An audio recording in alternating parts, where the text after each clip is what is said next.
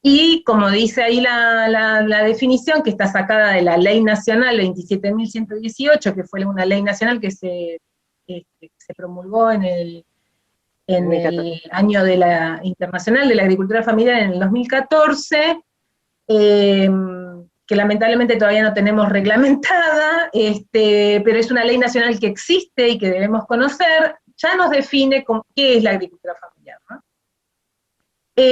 Ahora, cuando esa definición que es técnica, cuando uno lo habla con los agricultores familiares, y yo tuve el privilegio de estar en muchas reuniones del Consejo Nacional de la Agricultura Familiar, los representantes de la agricultura familiar te dicen, nosotros, ser agricultor familiar es un modo de producir y es una filosofía de vida, ¿no? Cosas que no las podemos poner en una dimensión técnica muy fácil de medir, pero en realidad creo que también nos habla de estas otras dimensiones que no son solo las económicas o las del capital.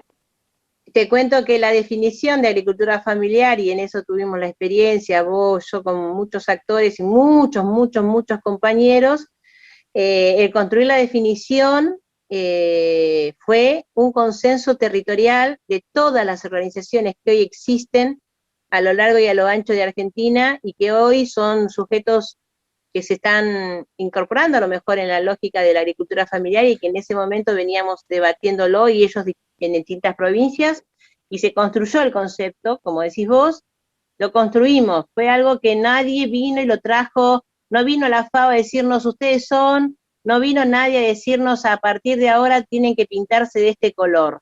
Por eso cuando a veces hablamos y tratamos de hablar de la agricultura familiar, todavía seguimos teniendo las discusiones de que parece que estamos hablando de personas que solamente hacen verdura, que hacen solamente agricultura, cuando de verdad es tan amplio el aspecto de productivo que incluye al agricultor familiar, que tiene que ver con la lógica de la unidad productiva, que no siempre es agricultura. Y entonces, y que no siempre es ganadería. Digo, tiene que ver con un montón de otras formas productivas que tenemos acá a lo largo y a lo ancho de Argentina, y que siempre me encanta poner en valor que fue algo de una manera de construcción, por eso no se debatió más el concepto. Acordate que hicimos caracterización a lo largo y a lo ancho en distintos institutos, en el INTA, en el CIPAC, hicimos categorizaciones como para de esto no se discute, de acá no se vuelve atrás. Claro. Y hoy que vuelven a aparecer nuevos sujetos en el territorio, que vuelven a aparecer unos nuevos actores que se transforman en ser agricultores familiares, hoy, al no leer ni la ley, al no leer ni conocer, ni entender lo que fue la construcción en Argentina del concepto de agricultura familiar, hoy todavía seguimos teniendo esos debates, y por eso la necesidad, André, de que creo que es una tarea de los que construimos un sujeto colectivo para definir la agricultura familiar, seguir insistiendo en temas de formación y manifestando esta claridad de que no fue un invento, nadie lo trajo tirado de los pelos, sino que lo construimos desde el territorio, este planteo que haces vos del territorio, que es lo que más Sí, me encanta. totalmente. Sí, sí, y bueno, y cuando vos hablas de cuáles son las producciones, yo no puse el mapita, pero digamos, la presentación después se las paso, hay digamos, acá en este momento aparece una publicación que es muy importante, que es la de Edith Ovchatko, que se hace con el censo del 2002, pero aparece en el 2006, que lo que ella hace es de todo ese censo, pone algunos criterios y saca cuánto de todo ese censo podemos decir que es agricultura familiar, ¿no? Y lo hace con una objetividad técnica muy importante, porque dice, bueno, para la región no, el criterio para que sea productor familiar es este determinado concepto, bueno, lo buscamos, o sea, generó un trabajo que ha sido enorme, y lo que nos permitió fue que con el censo 2002 poder decir que el 81% de las unidades productivas del NOA correspondían a pequeños productores, a agricultura familiar. El 80% del NEA correspondía a productores de la agricultura familiar. El 60% de la región pampeana corresponde a productores de la agricultura familiar. Y todo eso con datos muy objetivos que ella encontró en el censo agropecuario, como por ejemplo la antigüedad del tractor, bueno, no sé, porque el censo ya estaba hecho, o sea, ella no le puso criterios, el censo ya estaba hecho, lo que fue buscar en el censo cuál podía ser un criterio que pudiera decir, bueno, un nivel de capitalización bajo, y ahí apareció este mapa. Bueno, este trabajo fue muy importante y vino justamente en ese momento donde se estaba forjando el concepto de agricultura familiar, y donde estas cifras fueron contundentes, es decir, que por encima del 50% a nivel país son agricultores familiares, bueno, ¿no? Fue una cachetada para muchas instituciones, incluido el INTA, es decir, bueno, ¿y ustedes en qué se ocupan para este sector? ¿No? Al mismo tiempo, un censo te permite bajar a nivel de la provincia, a nivel del departamento. Entonces, bueno, hubo conversaciones a nivel del ministerio, a nivel de los gobiernos provinciales, de decir, bueno, acá está, acá tenés, estos son agricultura familiar. ¿Qué vamos a hacer con este sector? ¿Qué políticas públicas vamos a poder generar para este sector que en función a todo lo que venimos hablando, del rol que cumplen los territorios, podemos decir que fundamentalmente produce alimentos, que fundamentalmente genera empleo, porque es la misma familia que está empleada, más el empleo que genera esa economía local que pone en funcionamiento. Ocupan el territorio, sostiene una sostenibilidad ambiental que recién ahora, 20 años después, está poniéndose al tapete ahora con la pandemia, ¿no? De decir, bueno, miren, podemos producir de otra manera. La diversidad cultural, la integración comunitaria, porque donde están estos agricultores familiares, ellos generan comunidad, ¿sí? O sea, me parece que hay mucho, bueno, todos estos factores son parte del concepto de soberanía alimentaria, ¿sí? No, una provincia, una localidad que no produce lo que consume, no puede llamarse soberana, ¿no? La soberanía alimentaria es distinto a la seguridad alimentaria. Yo en la seguridad alimentaria me garantizo el plato de comida, me garantizo que esa comida sea nutritiva, pero no le estoy preguntando a la comida de dónde viene. Cuando voy al concepto de soberanía alimentaria, digo, bueno, ¿y de dónde viene esta comida? ¿Yo la puedo seguir produciendo? ¿Puedo elegir qué producir?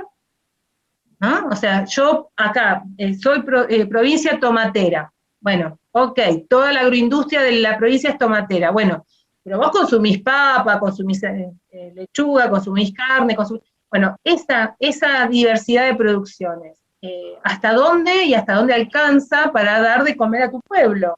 ¿No? Entonces, soberanía alimentaria para la familia y soberanía alimentaria para la sociedad y la comunidad, ¿no? Me parece que ese es el concepto que tenemos que hacer, y por qué la agricultura familiar es un actor central para la soberanía alimentaria de una nación y de un país, ¿no?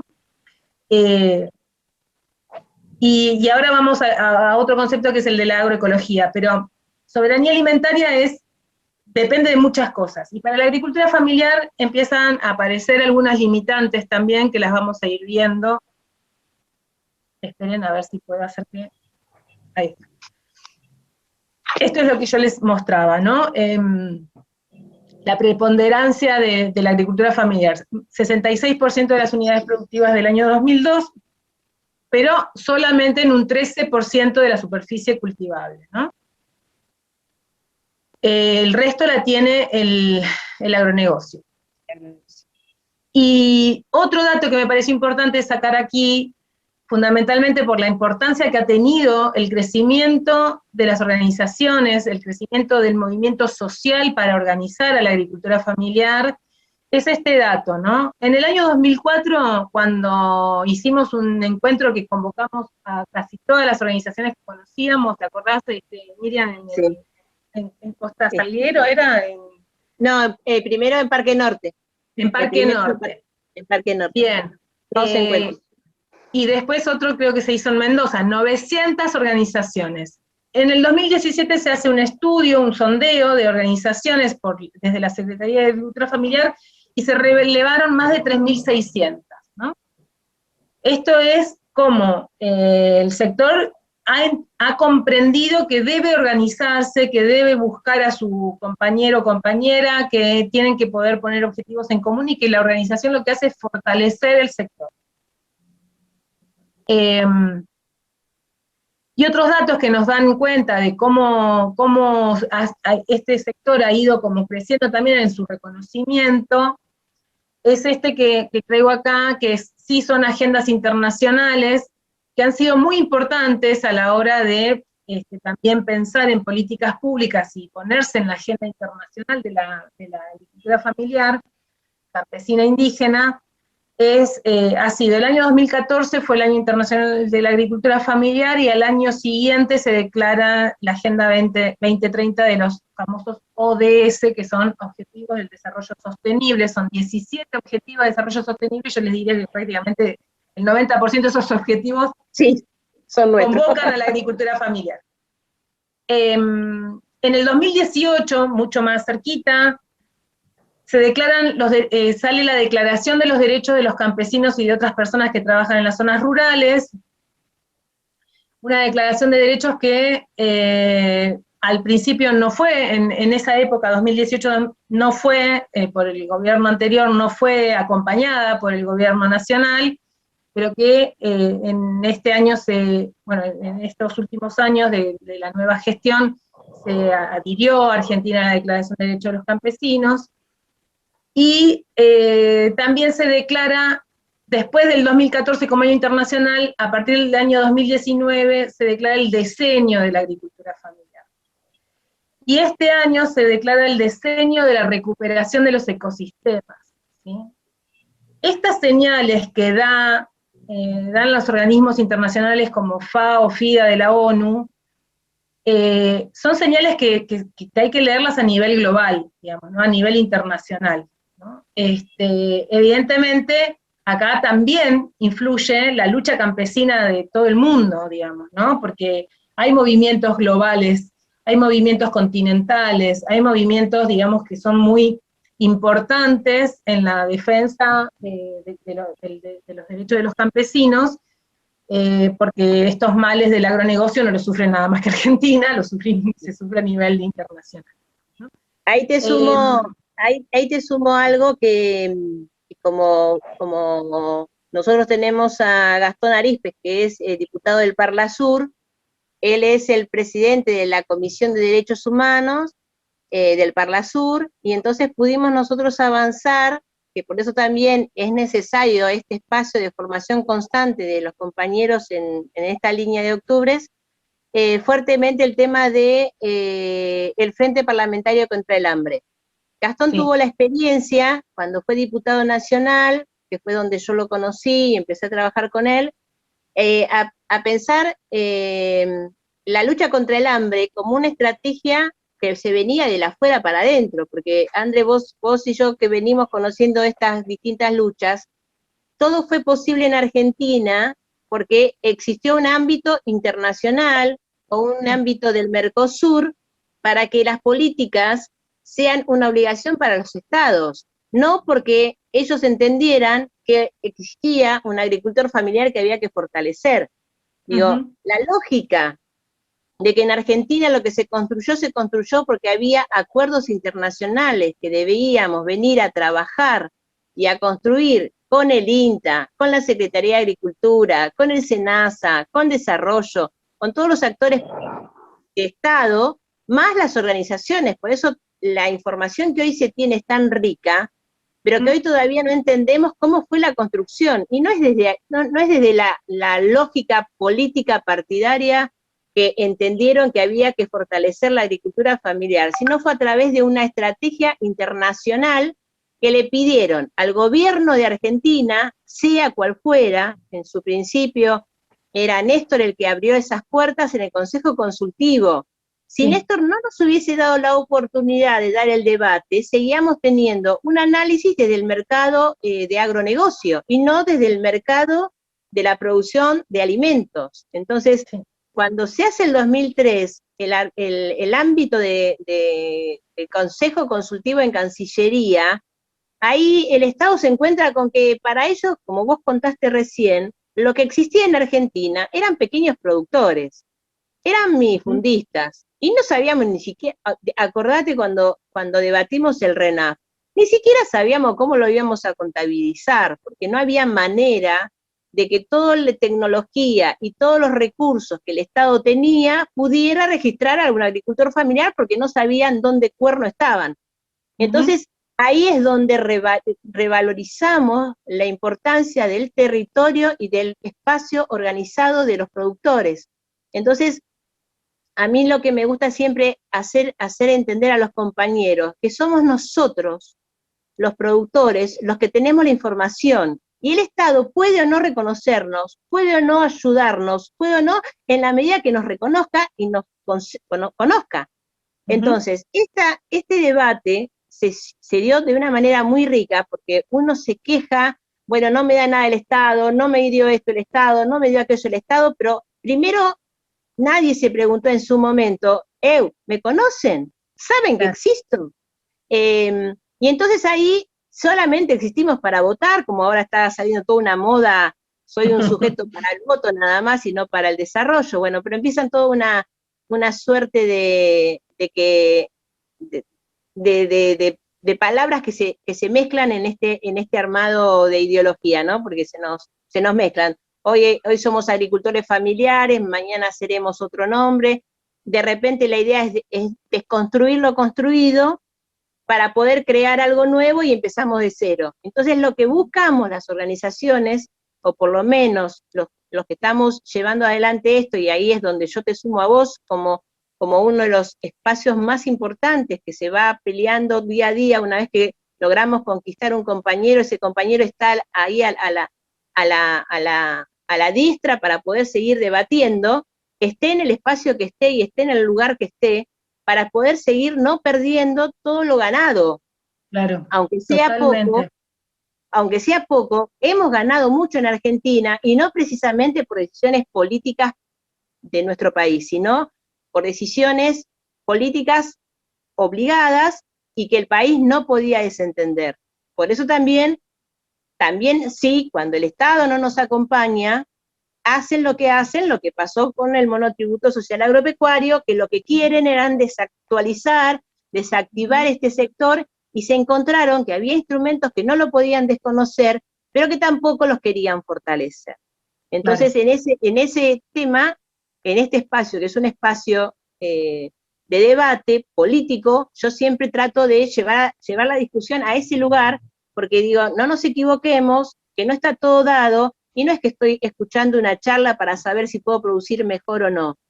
El potencial que le estás poniendo a vos de reconocer, porque digo, cuando nosotros somos actores de lo popular, entendemos que lo primero que no podemos perder es la memoria de lo construido, y de lo construido con un concepto de colectivo, no con un concepto privado y unido. Esto se hizo posible porque hubo actores a nivel internacional y profesionales que se jugaron la cabeza en esos ámbitos, no así casi nunca la Cancillería, y eso lo sabés vos perfectamente, que es hasta el día de hoy que todavía la Cancillería sigue entendiendo al revés las peleas que podemos llegar a tener en distintos debates internacionales. ¿Cómo puede ser, por ejemplo, que hoy sigamos diciendo que la agricultura familiar, según el gobierno argentino, todavía no es algo a fortalecer? Digo, todavía seguimos teniendo esos problemas, que fue la última declaración que se hizo, que hoy se lo vamos a pedir con los movimientos a que lo intervengan, lo cambien, que entiendan que somos parte, ¿no? Bueno, esto que vos decís también me da pie a por qué traigo estas fotos acá, digamos, ¿no? Digamos, toda esta fuerza de organizarse, y esta fuerza de instalarse, y esta fuerza de no dejar retroceder, cuando el Estado no estuvo tan presente, que fue durante la gestión anterior, que diezmó, o sea, no la hizo desaparecer a la Secretaría, pero la diezmó y la dejó morir de hambre, digamos, no nos mató al CIPAF en el INTA, pero nos sacó a 3, de los 5 institutos nos sacó 3, digamos, es como, digamos, todo esto. ¿Qué pasó en mientras tanto? Bueno, la visibilización que se había logrado no se perdió, sino que las organizaciones la potenciaron en sus lugares como un espacio de resistencia, ¿no? Y esto hizo además que también se involucraran las áreas urbanas, digamos, ¿no? O sea, cómo es que el campo, y ahí se entiende cómo es que es la sociedad la que tiene que defender este sector, digamos, ¿no? Estamos todos involucrados en la defensa de este sector. Y entonces ahí, digamos, traigo esta suerte de fotos porque no importa con qué nombres esté la organización, digamos, todas apuntan a lo mismo, digamos, ¿no? O sea, puede haber internas, puede haber, digamos, miradas diferentes, pero todas apuntan a lograr lo mismo, que es, este sector tiene que sostener lo que tiene y tiene que ir por más, digamos, ¿no? Y en ese ir por más, el diálogo con la ciudad, el diálogo con la población urbana es fundamental, digamos, ¿no? Que toda la sociedad se involucre con las problemáticas de la agricultura familiar.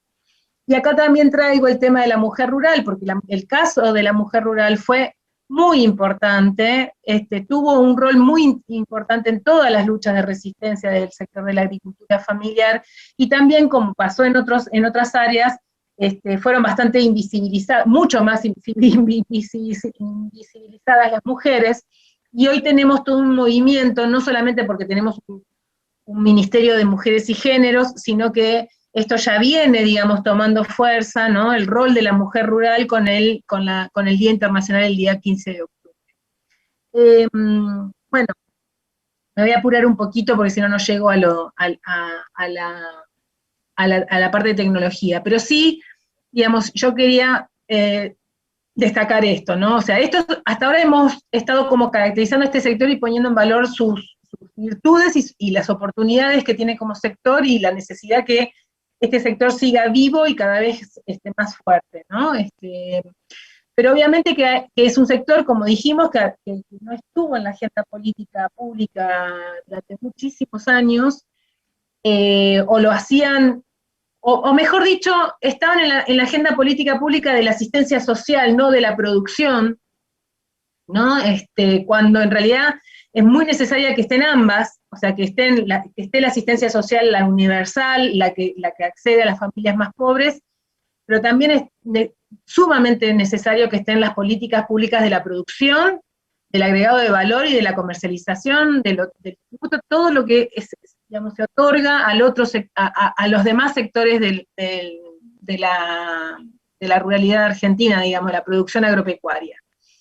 Entonces acá hay unos reclamos históricos y unas necesidades que están muy vinculadas al sector de la agricultura familiar, que sobre todo tiene que ver con el reclamo histórico de acceder a la tierra. Muchas familias están en tenencia precaria de la tierra, no son propietarios, están en esquemas de uso y ocupación de la tierra, digamos, que la legislación y los códigos argentinos no le habían dado lugar, digamos, o no tenían suficiente figura, un gran número de cooperativas agropecuarias, pero no eran de la agricultura familiar, ¿sí? A lo sumo eran de chacareros o de un sector medio del campo.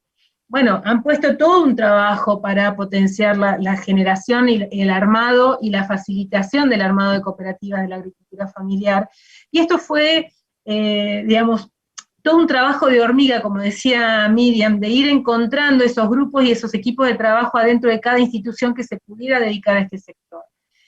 Eso vino también de mucha demanda de las propias organizaciones.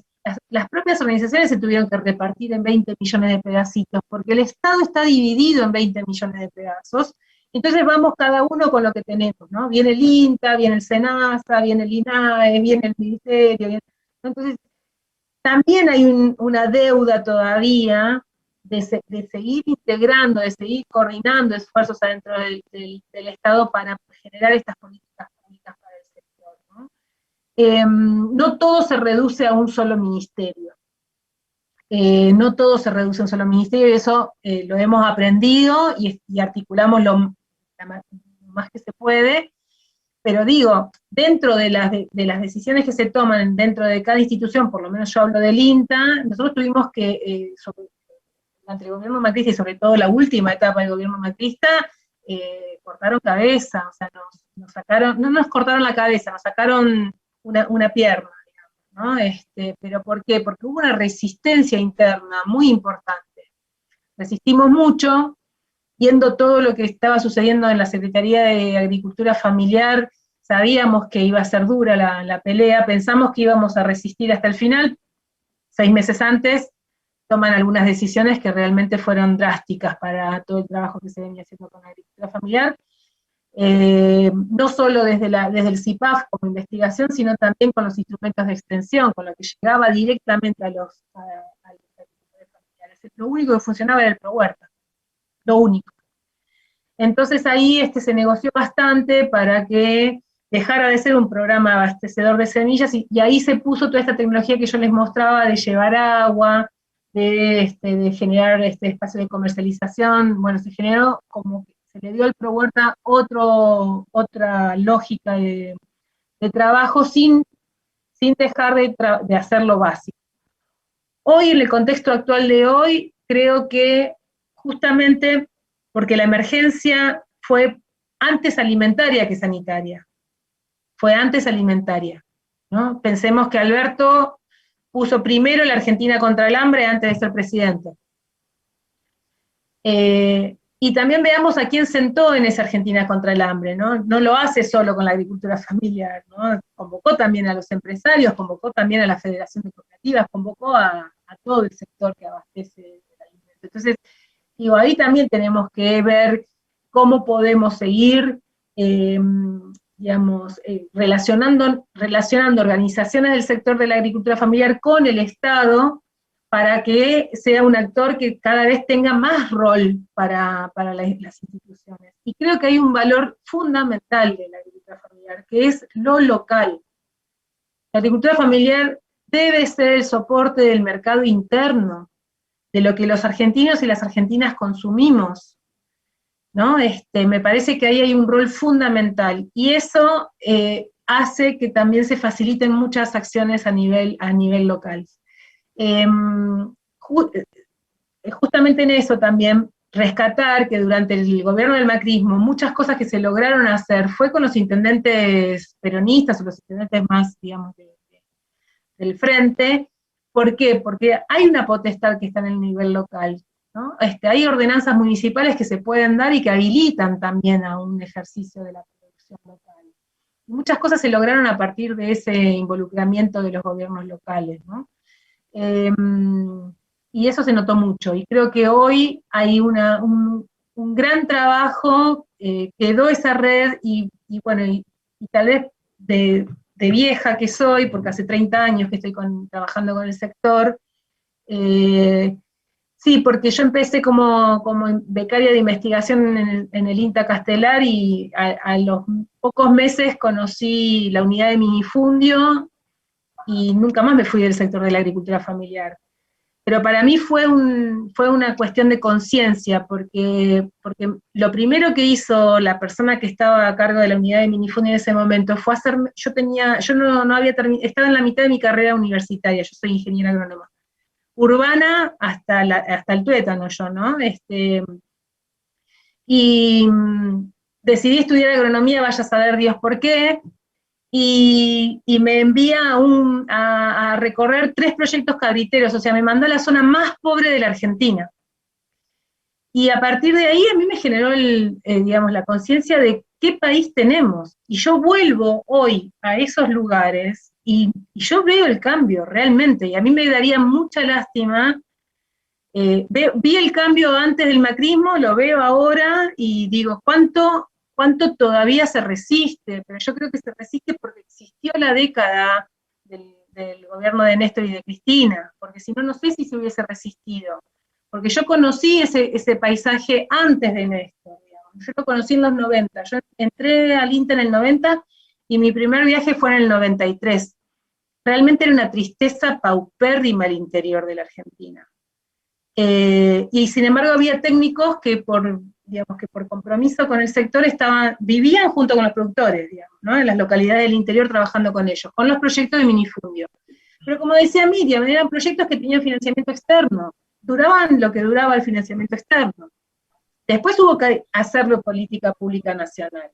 Y eso fue, creo que fue un momento clave, ¿no? Cuando entra al gobierno, a las políticas públicas del gobierno nacional.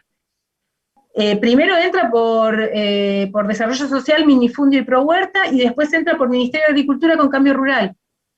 Sí. Ahora, Cambio Rural aparece en los 90, por lo que cuentan los que lo hicieron nacer, que yo tuve el privilegio de conocerlos, cuentan que Cambio Rural aparece porque ya se sabía que lo que venía en la década del 90 iba a hacer tambalear a los medianos productores.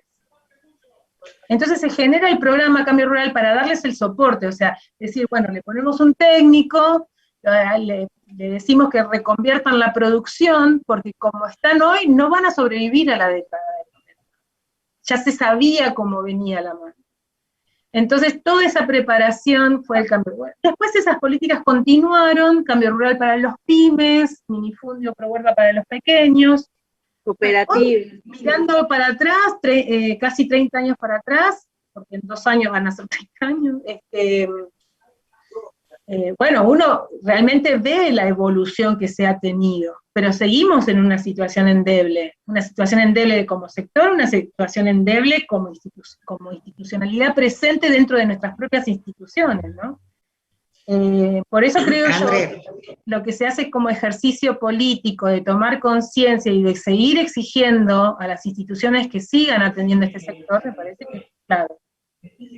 Andrea, sí. Viendo que no hay otros compañeros que hayan levantado la mano, la levanté yo. Sí. Mirá, yo por ahí lo que te pido es que, si bien Miriam siempre está orientándome, yo te cuento lo que pasa en Berisso puntualmente. Hoy vos habías hecho referencia a la cooperativa de la costa, y la verdad que la cooperativa en sí no tiene plantaciones de uva chinche.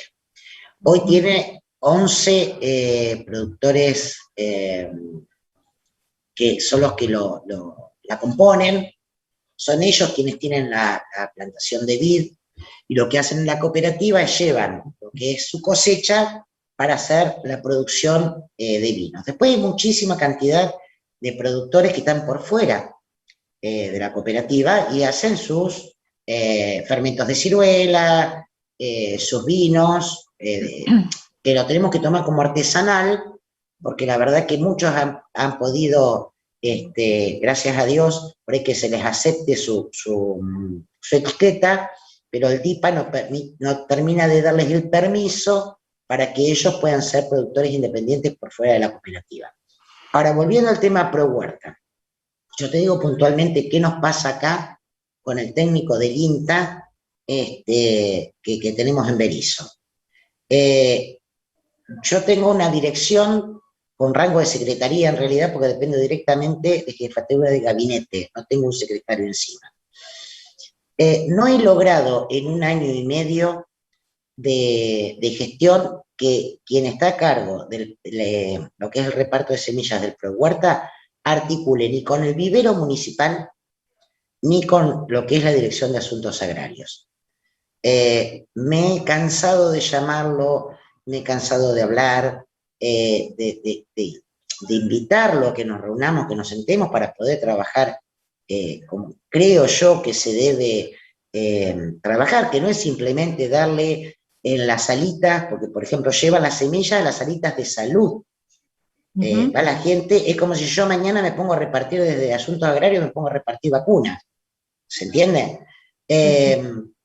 Llevan a las delegaciones municipales, donde los chicos son de obra y servicios públicos.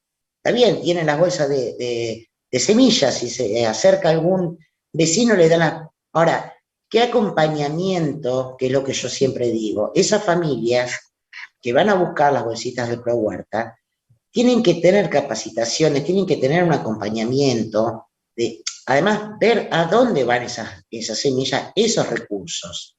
Bueno, acá eso no lo he logrado y ya no sé qué botón tocar, sinceramente. Hemos desistido tanto el director del vivero como yo de decir, bueno, indefectiblemente con quien está acá de referente o representante del INTA por el Pro Huerta, indefectiblemente hace la suya, no articula con nosotros, en lo más mínimo, y la verdad que vos, Andrea, que me decías hoy que conocías Berisso, sabes perfectamente que acá no tenemos grandes productores, grandes terratenientes, por no decirte que el 100% de los productores nuestros son de la agricultura familiar. Con lo cual no todos los productores tienen la posibilidad de poder comprar las semillas.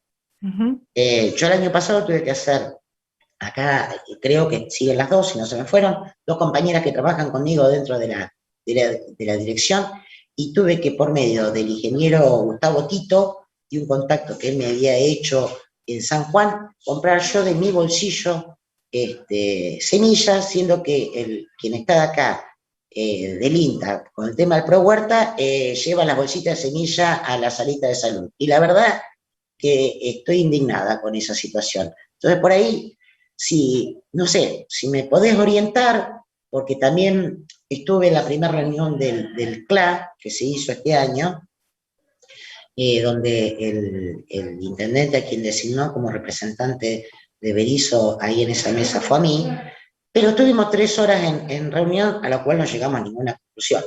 Esa es la realidad, que siempre queda para una próxima reunión. Laura, ¿el CLA es de la agencia o de la experimental? Mira, yo no estoy muy ducha en el tema ese, porque es la primera vez. Estaba como presidenta Camila, no me pregunté el apellido. Camila Gómez. Exactamente. Muy claro, macanuda la compañera. Es el consejo de agencia. Exacto. Pero bueno, ya te digo, se habla, todo el mundo sabe la problemática de Berisso, sabe que tenemos productores que en un 100% son de la agricultura familiar, pero ¿qué pasa? Está todo bárbaro. Se inclina mucho a que los productores tienen que estar por dentro del RENAF, que tienen que estar por dentro del RENSPA, pero la realidad es que también, que hasta ahora, gracias a Dios, ya hemos hecho en un año y medio de gestión, hemos hecho un relevamiento de 75 productores y productoras que los hemos podido inscribir. Pero la realidad es que cuando los productores necesitan, porque hasta el productor hortícola nuestro también le hace falta la semilla Pro Huerta, te vuelvo a repetir, Andrés, no todos tienen la posibilidad de poder comprarlas, muy pocos pueden hacer un semillero o un banco de semillas propio, pero cuando llegamos a la problemática de, bueno, saben todos cómo es Berisso, con el tema de las semillas hacemos agua por todos lados. Y acá lo veo que está en pantalla el compañero Lemes, de Misiones, y el otro día me decía lo mismo, que le es muy difícil conseguir las semillas. Y como decía Miriam, hoy lamentablemente somos pocos participantes, pero cuando se toca el tema de los Pro Huerta, todos los compañeros de los distritos te están diciendo el tema de cómo conseguir las semillas. ¿Cómo podemos hacer para conseguir las semillas? No solamente para los compañeros productores nuestros de nuestra organización, sino que yo te estoy hablando directamente como directora de Asuntos Agrarios del municipio de Berisso. Es todo un tema. Semillas Pro Huerta es un tema muy álgido. Yo voy a tratar de llevar el mensaje, Laura. Me parece que está bueno, que lo levantemos. Yo creo que sí, porque si quien tiene el representante del INTA no sabe articular con los distintos espacios que tiene el municipio, que además, yo te puedo garantizar, Andrea, que yo no soy una funcionaria que estoy sentada atrás de mi escritorio. Yo camino los campos, estoy con ellos dentro de las producciones, con los productores, con los forestales adentro de los montes, y realmente no tengo respuesta, no hay forma de articular con él. Bueno, yo lo levanto, Laura, lo levanto y trato de llevar el mensaje. A ver cómo te agradezco, Andrés, si me puedes dar una mano, 1.000.000 de gracias. Dale. Daniela Torres, compañera, tiene la palabra. Hola, ¿cómo están? Capaz que por ahí anda mal medio mi internet hoy, me perdí mucho de lo de la charla, estuvo muy buena la reunión. Me perdí un poco por el tema de la internet, pero bueno, justo escuché a Laura Taborda y estoy en la misma. A nosotros por ahí nos cuesta un poquito más con el tema de la semilla, porque acá nosotros tenemos a Garro, es un intendente macrista. Y cuando nosotros nos comunicamos con el INTA, el INTA nos manda a hablar con lo que es la gestión de Garro. Y la gestión de Garro nos dice que no hay semillas. No hay directamente. No hay ninguna clase de semilla. No hay absolutamente nada que tenga que ver aparentemente para ellos, porque yo trabajo muchísimo a través de lo que yo he comentado yo varias veces, yo me dedico a la producción, a la venta de semillas, y también me dedico a lo que es la venta de plantas y demás, ¿cómo se llama?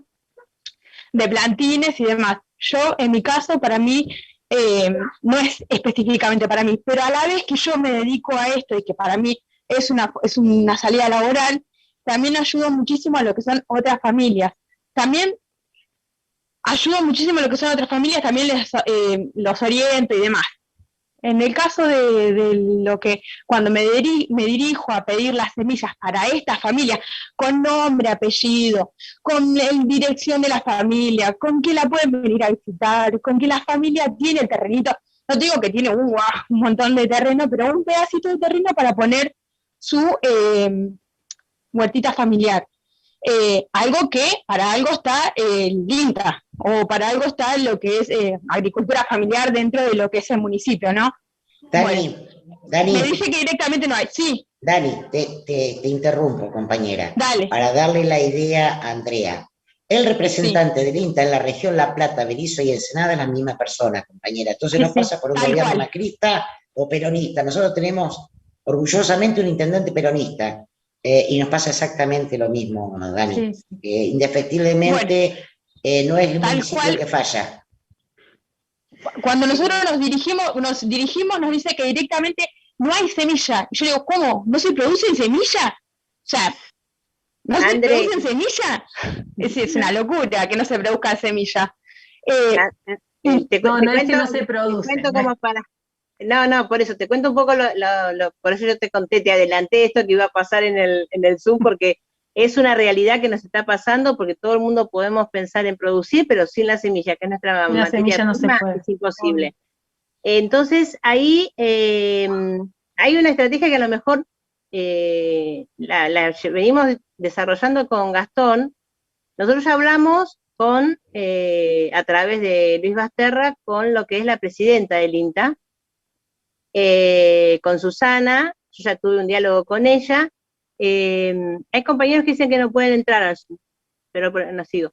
Y entonces después nos pasa que me delegaron directamente a hablar con Tomás del Compare, que vos sabés que también es o sea, lo conocemos, que es un compañerazo, pero solamente me remitía a tener un bolsón. Imagínate la demanda que de los distintos compañeros de Misiones, de Berisso, de Jujuy, de la hora la compañía que estaba hablando, de Neuquén, de un montón de zonas que estamos diciendo. Entonces, lo único que se nos ocurrió, que fue lo que planteamos la semana pasada en el Zoom, es armar como una especie de listado y presentarnos como estructura nacional ante el INTA. Digo, contá con eso, que también lo estamos tratando de trabajar, para decir cuántos somos, esto de la lógica también, que yo siempre llego con el tema del registro, cuántos son, dónde estamos, pero acá hay una realidad que, por ejemplo, en Tucumán, que ahora el compañero no está, pero el compañero de Tucumán tuvo que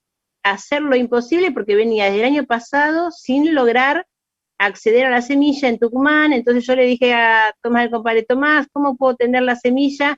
Y me plantean, no, pero nosotros de Buenos Aires, las otras no sé, andar a pedir a distintas, o sea, una vez que a mí me delega, por eso, una vez que me delega a mí Susana, o sea, Susana no me delega ahí por pensar en Buenos Aires, además, no estaba hablando ni siquiera de Matanza, estamos hablando de una estructura que a lo mejor, como yo le dije a los compañeros, hay que armar una estructura, y de esta estructura que hoy tenemos, ponerlas en conocimiento de todos, por eso la idea del curso, por eso la idea de todo eso. Pero está bárbaro lo que nosotros estamos haciendo como organización nacional, para nuestros propios compañeros. El reclamo mío, que no es un reclamo, es un comentario con Andrea como compañera. Yo soy estado presente ¿me entendés? En Berisso. Yo soy directora de agrarios, yo tengo la responsabilidad de darle una respuesta a los productores de Berisso que no pertenecen a Octubres. ¿Se entiende? Que ojalá como Octubre le podamos bajar todo a los productores, pero que en realidad que eso tiene que ser una responsabilidad del INTA, que la semilla llegue a quien realmente tiene que llegar, articulando con los distintos municipios. Sí, lo que pasa es que yo ahí les quería contar. Primero quiero hacer una pregunta a Daniela. Daniela, ¿a qué agencia recurrís vos desde Navarro? De INTA. Dani. Nosotros somos de La Plata. Nosotros, ahí Laura decía, somos de La Plata. Yo te entendí que estabas hablando de Navarro. Que a Laura. No. Pensé que me estabas diciendo No, somos de La Plata. Nosotros somos de La Plata. Perdón, me confundí yo entonces. No. Está bien. Y aparte, quería decir esto, discúlpame un cachitito. No es que yo reclame, no es que Miriam yo le reclame a ella, que un lujo para mí escucharla, la verdad que fue un lujo, me morí, porque nada, para mí escuchar a alguien del INTA, yo me la paso viendo a la gente del INTA, viendo, aprendiendo y demás. Me quedé emocionadísima con todo lo que dijiste, la verdad que nada, un orgullo poder escucharte. La idea, Dani, era para que ella tenga una herramienta más para cuando pueda ayudarnos o acceder a alguna línea, es tener una herramienta más. Nosotros venimos tratando de hacer esto, pero era para Andrea, más que nada, que tenga la información. No, es que además yo quería decir esto, o sea, lo que yo les conté no es verso, o sea, lo laburé yo, lo laburamos, y les digo la verdad, lo hacemos a pulmón, lo hacemos con mucho compromiso. No sabríamos, este equipo de trabajo que se armó en el CIPAF, no sabríamos trabajar de otra manera que esta. Y siempre dijimos que nosotros somos por misión institucional, porque el CIPAF se creó con una misión institucional, cada uno de nosotros ingresa al INTA con esta misión institucional. Somos esto, o sea que si nos quieren desactivar, tendrán que desactivar todo lo que se vino haciendo estos 20 años, digamos, ¿no? Me parece que es importante saber que está este espacio en el INTA, aun cuando tenemos las otras áreas y los otros sectores que pueden tener otro comportamiento, y eso yo lo reconozco, porque es esto. Además somos una institución muy grande, tenemos 350 agencias en todo el país, son muchos tipos de trabajo, cada uno de los compañeros y compañeras del INTA, bueno, lo hacen bajo una perspectiva particular, pero además, institucionalmente también tenemos mandatos. Y en cada centro regional, en cada experimental, hay también mandatos de gerencias, de consejos, consejos asesores. Yo siempre dije, los consejos donde yo me manejé, que fue el consejo del AMBA, que fue el que pusimos en marcha cuando fui directora, el consejo del CIPAF, para mí son consejos de lujo. Nosotros tuvimos en el consejo del CIPAF, lo tuvimos a Alejandro Rothman, lo tuvimos a Guillermo Hank, tuvimos a Neyman, a Guillermo Neyman, o sea, gente de lujo. Pero yo ya sé que no es el consejo, no son los consejos que vamos a encontrar en el resto de las regiones del INTA, porque ahí pesan las entidades, pesan las visiones previas, digamos, de toda esta etapa que les comento y les digo. Entonces, bueno, sé que esta circunstancia, digamos, de miradas diferentes existe y está.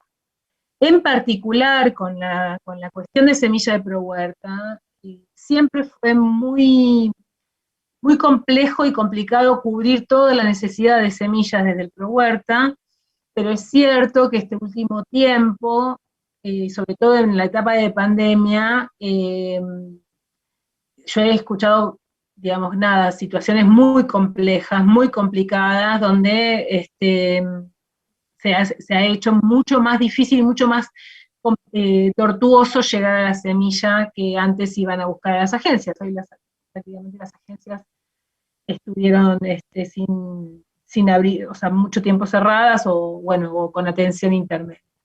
Pero me parece que estoy en este espacio también me siento compañera y porque sé que tengo que ayudar a resolver las cuestiones que se puedan dar y que donde yo pueda dar una mano y pueda resolverlo y pueda tener digamos, alguna intervención, lo voy a hacer, digamos. Me parece que eso está bien, que lo pongamos en visión. Por eso digo, lo que quiero decir es, un poco también con el comentario de Vicky, que me parece muy acertado, o sea, uno trata de mostrar dónde tenemos la fuerza, la fortaleza, pero también, obviamente, como institución tenemos debilidad y tenemos errores, bueno, que obviamente nos vamos a... digamos, yo no me haría cargo de un montón de cosas, pero somos una institución así, digamos, ¿no? O sea, vivimos en una mirada muy heterogénea. Lo que sí creo que esto, que haya una organización que pueda hacer una demanda, digamos, con información sistematizada, esto es el valor agregado de estar organizados, esto es lo que me parece que es mucho mejor. Lo de Laura lo entiendo, Laura, vos tenés otra responsabilidad, que es la gestión municipal, obviamente, pero para el resto de los compañeros me parece que hay un valor agregado el estar organizados y el poder presentar una demanda conjunta tiene otro valor. Yo lo vivo porque yo he estado en gestión en la institución y para mí no era lo mismo sentarme con una persona individual que con una organización, digamos, que me trae información y y que es mucho más fácil interactuar, porque también como funcionarios del Estado muchas veces vemos eso. Es decir, bueno, mucha gente se acerca, pero también es como que uno tiene que priorizar, trabajar con grupos o con organizaciones donde el impacto de la acción estatal es más importante que con los individuos, ¿no? Sobre todo en estas esferas de centros, en estas esferas de institutos. Es distinto cuando es el nivel de territorio, el nivel de agencia. Pero bueno, yo me llevo los deberes, vamos a ver qué podemos, porque me parece que es importante que estas situaciones se reconozcan, y más en este contexto, que es un contexto muy complicado, y donde la semilla para la producción es el inicio de todo, digamos, ¿no? Fundamental. Sin eso no se puede empezar nada. Ahí tengo al compañero Carlos Lemes de Misiones pidiendo la palabra. Adelante, Carlitos. Hola, buenas tardes, compañeros, compañeras, ¿cómo están ustedes? Disculpen, Hola. por ahí no los veo porque mi compu está está saltando, por ahí se aparece la imagen, por ahí aparece. Bueno, quería certificar lo que dijo la compañera Laura, en Misiones por ahí es imposible la posibilidad de conseguir semilla para trabajar, porque he solicitado a los compañeros de otros movimientos que también estuvimos juntos en algunas luchas, pero imposible. Tampoco ellos tienen para facilitarte, así que...